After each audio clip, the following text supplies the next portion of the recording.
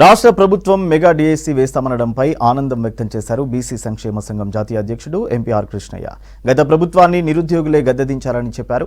Mega DSC విషయంలో CM Revanth విద్యావేత్తలు, private teacher అసోసియేషన్లతో చర్చించాలని సూచించారు ఆర్ కృష్ణయ్య. మెగా డిఎస్సి ఇస్తా, అదేవిధంగా ప్రతి చిన్న పాఠశాల కూడా టీచర్లు నియమించాలి.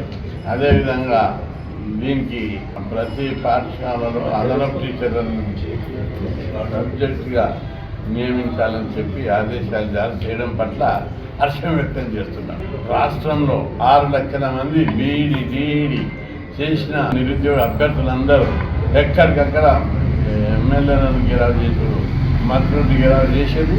గత ఎన్నికల్లో ఓడించి కసిగించుకున్నారు.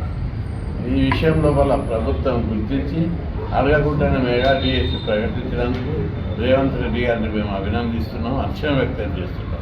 ముఖ్యమంత్రికి విజ్ఞప్తి చేసేది, ఈ టీచర్ పోస్టుల విషయంలో వల్ల అధికారుల మీద ఆధారపడకుండా నిరుద్యోగ సంఘాలతోటి, టీచర్ సంఘాలతోటి, మళ్ళా ఉన్నతాధికారులతో ఒక సమీక్ష సమావేశం జరిపి అందులో ఎన్ని వేకెన్సీలు ఉన్నాయో తేల్చి ప్రకటించాలి. Mega DSC